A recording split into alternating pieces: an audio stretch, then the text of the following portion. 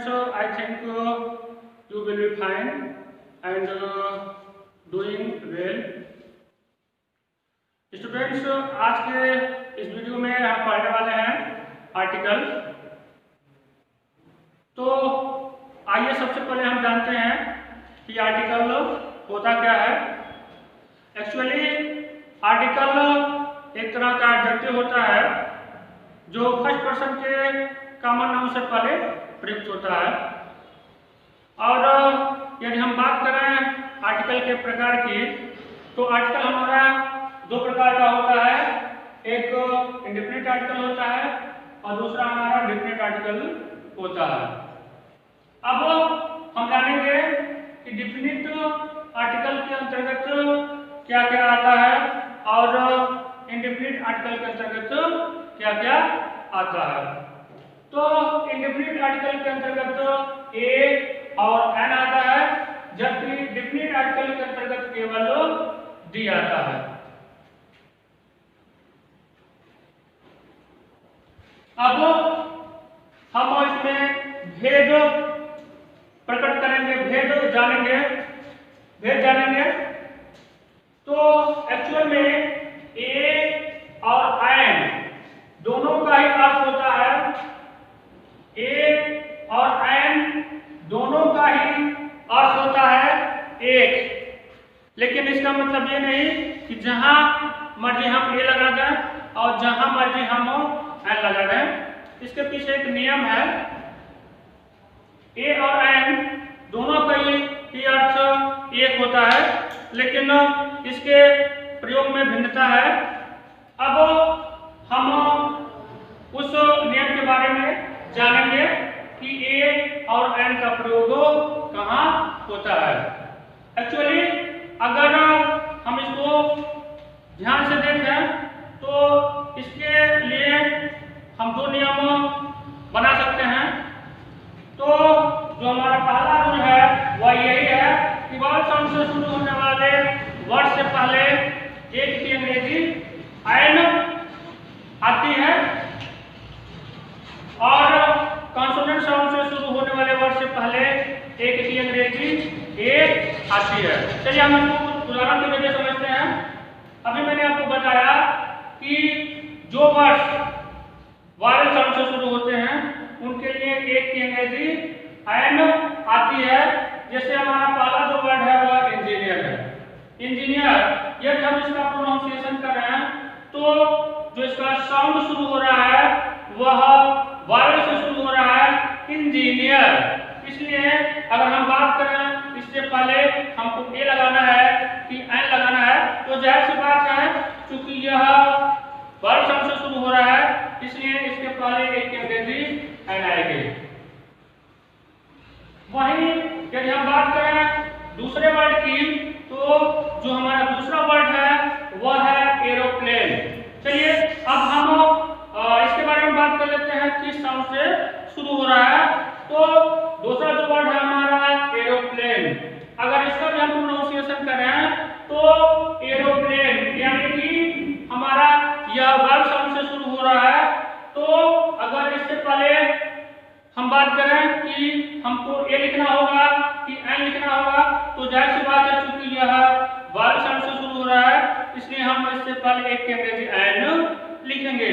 वहीं यदि हम तीसरे वर्ड की बात कर रहे हैं एप्पल, तो यह भी हमारा वॉवल साउंड से शुरू हो रहा है, इसलिए इससे पहले भी हम एक की अंग्रेजी एन लिखेंगे। बात करें हम अगले वर्ड की, तो अगला वर्ड हमारा एलिफेंट। अगला वर्ड जो हमारा है वह है एलिफेंट और यह भी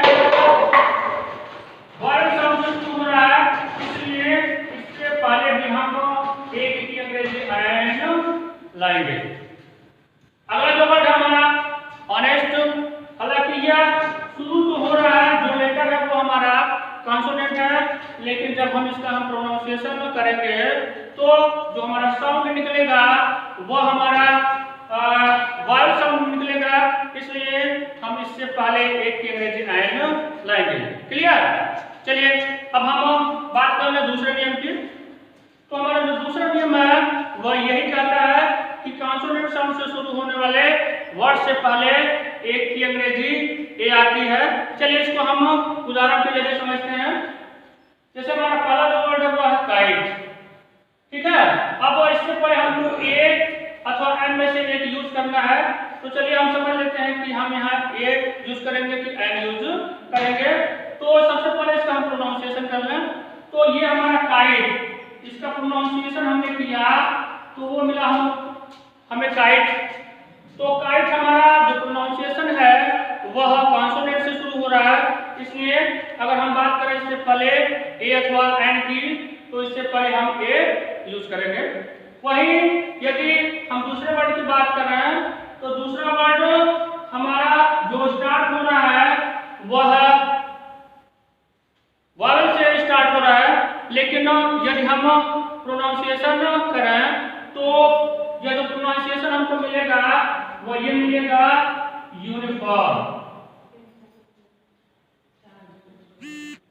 तो जाहिर सी बात है ये हमारा है तो कॉन्सोनेंट, लेकिन जब इसका हम प्रोनाउंसिएशन कर रहे हैं तो यह वावल साउंड से शुरू हो रहा है, सॉरी कॉन्सोनेंट साउंड से शुरू हो रहा है, इसलिए इससे पहले भी एक की अंग्रेजी हमारा ए आएगा।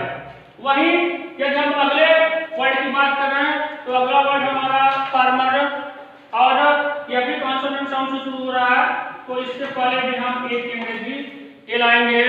जो अगला वर्ड है ये हमारा है यूनियन। यूनियन हालांकि ये जो वर्ड है यह शुरू तो हो रहा हमारा वावल साउंड से, लेकिन यदि हम इसका प्रोनाउंसिएशन करेंगे तो यह यू से स्टार्ट हुआ है, यानी कि वावल से स्टार्ट हुआ है, लेकिन यदि हम इसका प्रोनाउंसिएशन कर रहे हैं तो प्रोनाउंसिएशन हमारा स्टार्ट होगा कॉन्सोनेंट से, ठीक है। तो क्योंकि यह कॉन्सोनेंट से स्टार्ट हुआ है, कॉन्सोनेंट साउंड से स्टार्ट हुआ है, इसलिए इससे पहले एक की अंग्रेजी ए आएगी।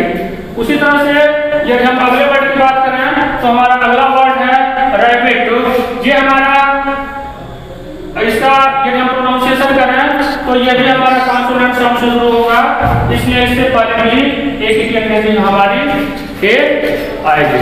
चलिए इसको थोड़ा सा और डीप में हम एक्सरसाइज के जरिए समझने का प्रयास करते हैं। जैसे suitable article, that means suitable article की सहायता से खाली जगह भरना होगा।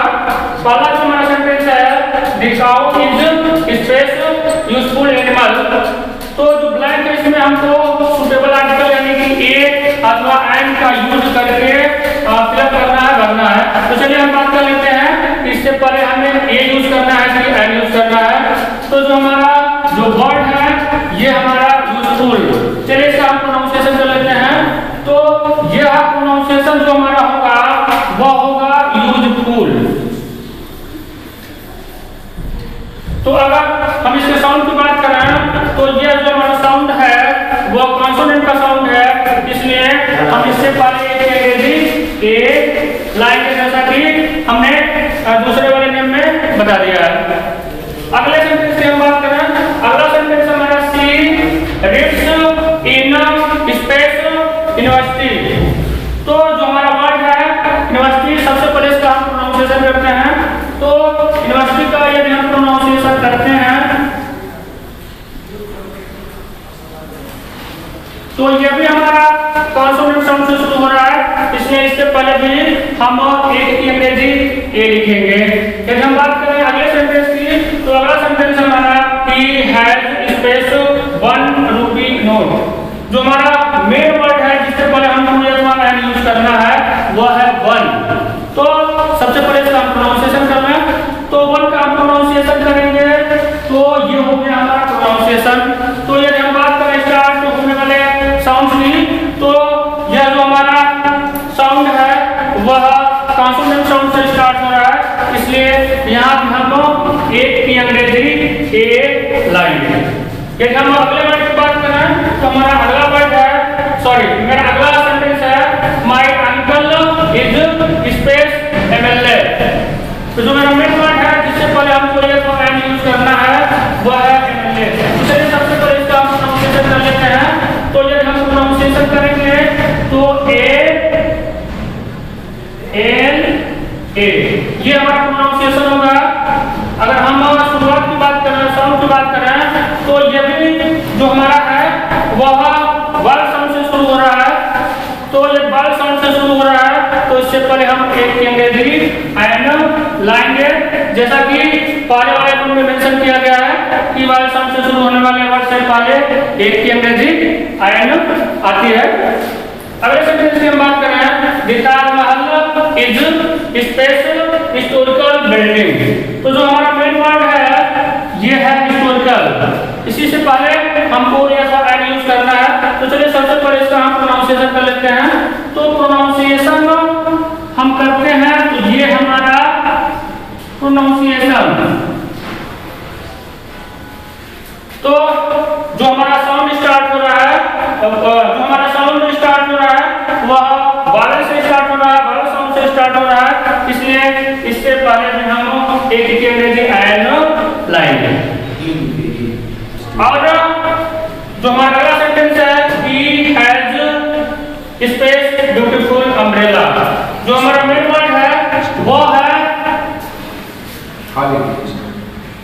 जो हमारा मेन वर्ड है वो है ब्यूटीफुल। जो हमारा मेन वर्ड है वो है ब्यूटीफुल, और इससे पहले हमको एक और एन यूज करना है। तो चलिए इसका हम प्रोनाउंसिएशन कर लेते हैं, ब्यूटीफुल। तो अगर हम साउंड की तरफ ध्यान दें, तो हमारा जो साउंड शुरू हो रहा है वह है कॉन्सोनेंट से शुरू हो रहा है, इसलिए इससे पहले भी हम एक की अंग्रेजी ए लाएंगे। तो हमको लगता है कि जो इंडिपेंडेंट आर्टिकल ए और एन है आप पूरी तरह से समझ गए होंगे। और फिलहाल के लिए आज के इस वीडियो में इतना ही। मैं अगले वीडियो में आपको बताऊंगा डिफरेंट आर्टिकल डी के बारे में। तब तक के लिए धन्यवाद। Thanks for watching.